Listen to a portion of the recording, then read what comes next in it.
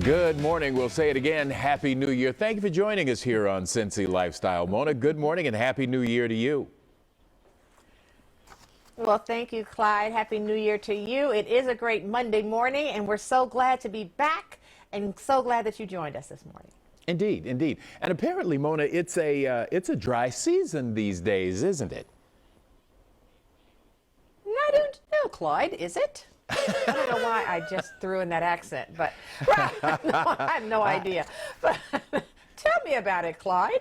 Well, this is dry January, and the accent, if that was a British accent, kind of refers to the origins of dry January, when people who usually knock back a few shooters on a regular basis decide to take the month off.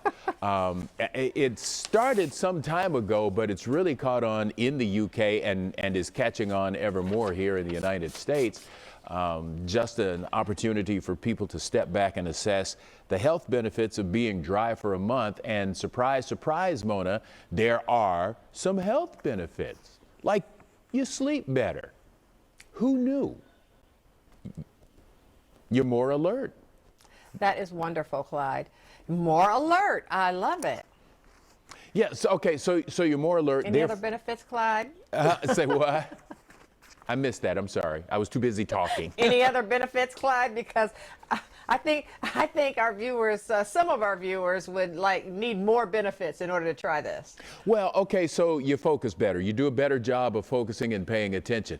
There are some direct health benefits as well, up to and including the fact that you are less dehydrated. Now, I found this interesting, that consuming alcohol, in other words, living a wet lifestyle, actually makes you more dry. So that's a benefit. And then there are the mood swings and the good moods and the better moods that people are in, even though they think alcohol helps them to be much more friendly and charming. So,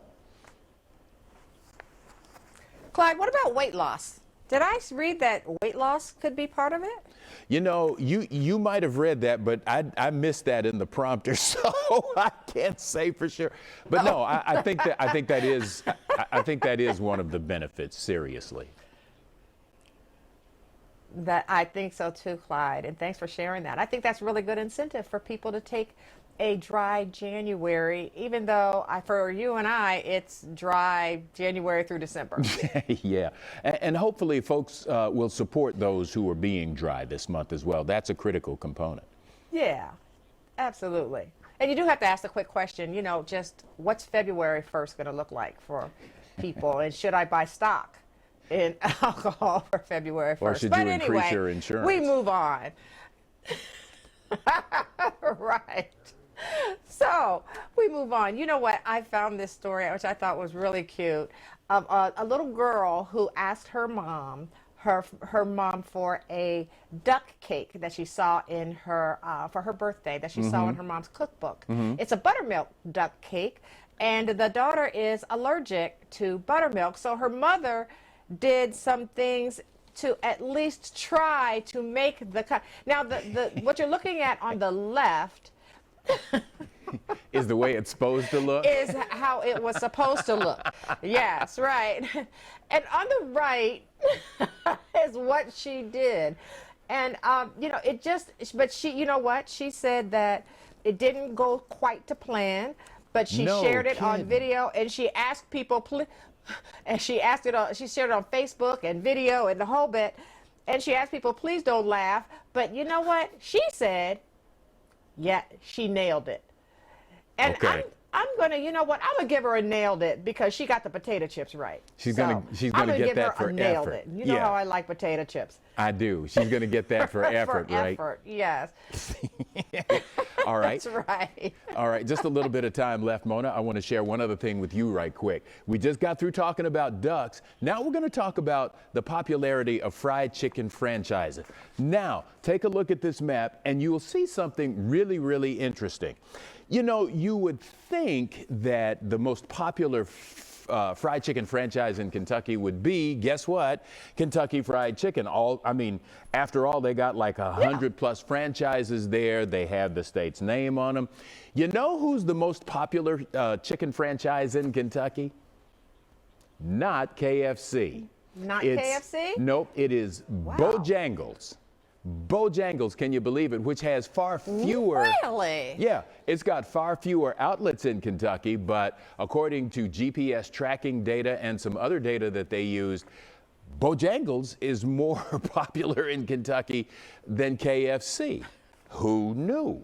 Now, as it turns out, here in Cincinnati, right? As it turns out, here in Cincinnati, in Ohio, well, Cincinnati as well, is Raising Cane's Fried Chicken. They're the most popular here. In Indiana, Zaxby's is the biggest. So, who knew? There you go. You know what? I have not had any of those. Any of those three. I have not had them. Well, I'm a Raising Cane aficionado. I've had the KFC, but that's been it. Well, I'm going to take you to Raising Cane's for lunch one day, Mona. You'll never be the same. You'll love it. All right, thank you. Well, okay. All right, thanks. So the new year has begun for us all here, and you may not have had the time to really process the fact that before you know it, it'll be time for kids to enroll in summer programs, summer enrichment programs. Now, one option for that is to help grow their appreciation and understanding of the arts. So, here to talk with us a little bit about that is Elise Solomon from the Taft Museum of Art, one of our all-time favorites. Elise, thank you so much for being here with us today, and Happy New Year. Happy New Year to you too. I'm so glad to be here. Indeed, we're glad to have you, especially since, excuse me, you've got a project that you're going to lead us in. Tell us a little bit about that. Yeah, so today we are going to be making some torn paper landscapes. It's a classic art activity that we just love at the Taft. And in fact, actually, if you love it so much after watching the segment, we have instructions, video instructions and written instructions on our website. Okay, all right. So what makes a torn paper landscape an exciting thing to do? Well, it's great because it uses supplies that you probably have at home or have a lot of easy access to. So what we're going to use, I'm using one of my husband's alumni magazines as some paper, and you just find bits of paper like this around your house. Junk mail is a good source of paper. If you don't have any of that, which I'd be surprised by, you can also use markers, like I've got right here, to color some paper, and you can use that for tearing out your strips as well. So then the next part is to make sure that you are putting this paper in your foreground, middle ground, and background. So I've got one started already right here for us. So we have something started in our foreground right here. We have something started in the middle ground and something started in the background. And we have all sorts of wonderful landscape paintings at the Taft. So that's what is inspiring this project. It's a fun way to just do it really easy and quick. So I've already got some paper here torn out. And all you do is you take your glue. You can use liquid glue like I've got here. You can use tape. You can use glue stick, which I think probably is one of my favorite ways to do this. And you just put it on the back. Use your paper here and just place it on your page where you want it. So I'm adding to my sky right now. So I added to my sky right here. And so you can just keep on doing this until you get your finished product. Here's one of my finished landscape creations here. Oh, you are quite the artiste. So now, again, as we said, it's going to be time to start signing up soon for summer camp, maybe learning to do that kind of work. So what does the Taft have planned for those summer camps? Yeah, so summer camp at an art museum is so much fun. I love this tradition because you not only have access to the galleries and to seeing actual art in person, but you also have a small classroom experience with an experienced teaching artist. So you get to use your creativity, learn new skills, and create incredible works of art all week long with art as your inspiration and having great guidance from our teachers. So what about scholarships available to help folks who want to participate? Yeah, we have scholarships available for those who need it. All you have to do is just email education@taftmuseum.org to find out more about that. Okay. Well, let's talk a little bit. Let's expand the scope of this conversation just a little bit and talk about some of the stuff that's coming ahead at the museum. What in your view is the biggie that folks should look forward to this year? Absolutely. Well, I mean, of course, summer camp is one of my favorite things. But we also have an incredible exhibition that's coming up at the end of February. February 27th is when it opens. It's called Walk This Way, and it is a collection of historic shoes from the Stuart Weitzman collection. It is going to be a fabulous exhibition, and I cannot wait to see it in person and to share it with everybody else. Oh, okay, so shoes. Now give me, I don't mean to pick fun at this, but give me an idea of what people are going to see that will make this be not what they expect when they walk in.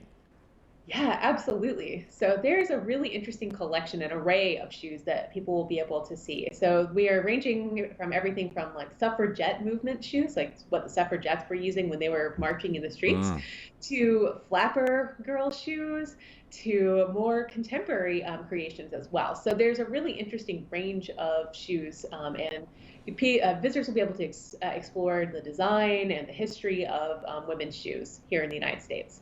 You know, you've planted an earworm. I'm hearing the song Walk This Way in my head now as we speak. I know, you can't help it, right? Right, exactly. So if folks want to get more information, how can they connect with you? Oh, please go to our website, taftmuseum.org, and check us out on Facebook and Instagram. All right, Elise, thank you so much for talking to us. And once again, Happy New Year.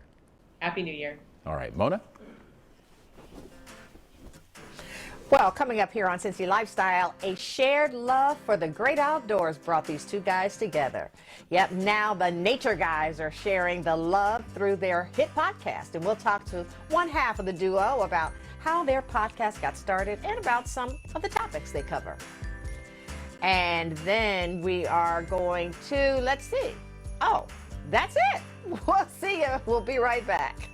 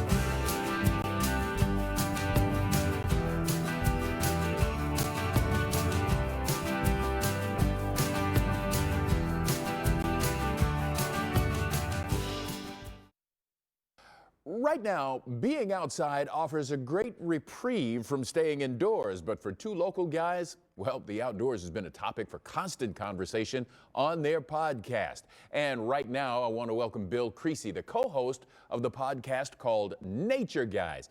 Bill, thanks so much for talking with us. Thank you. It's great to be here. All right, so tell us a little bit about your background, number one, and number two, what Nature Guys is all about. So I grew up in the Cincinnati area and have a degree in zoology, botany, and master's in education. And I worked at a place called Cincinnati Nature Center over on the east side of town between the Milford and Eastgate area. It's the largest nonprofit membership-supported nature center in the country. And a lot of Cincinnatians don't even know it's there, but it's a great organization. So I was there 43 years, and I met a lot of great people. One of them was our volunteer, Bob Stegenborg. And as I approached retirement, Bob said, we're in need of some walk leaders at a place called the Ark of Appalachia. This is another wonderful land preservation organization, and they're doing wildflower pilgrimage walks. So Bob and I led the walks. One of the gals after walk said that was the best nature walk I've ever been on. You guys should have a radio show. You're like you're like click and clack of nature.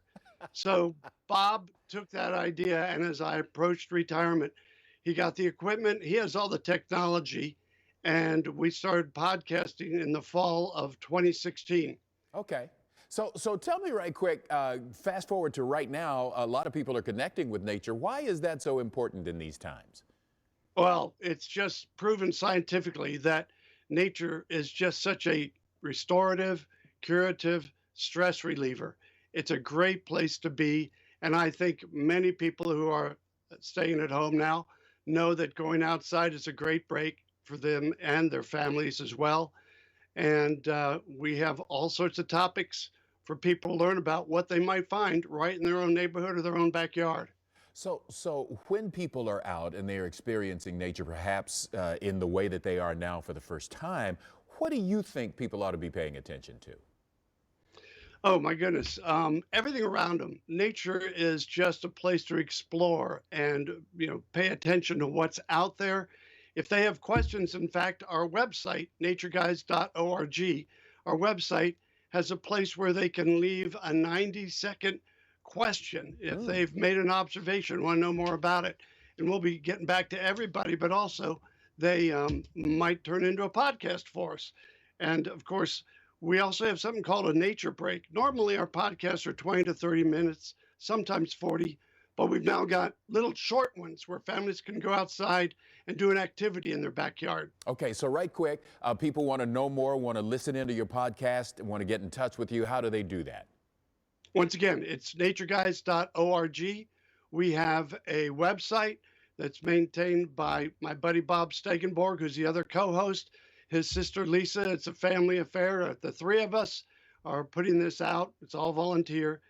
And go to the website or any one of your search engines for your own podcasts. Okay, all right, Bill, thanks a lot. So grateful to you for sharing your time with us. Sure, glad to be here, Clyde.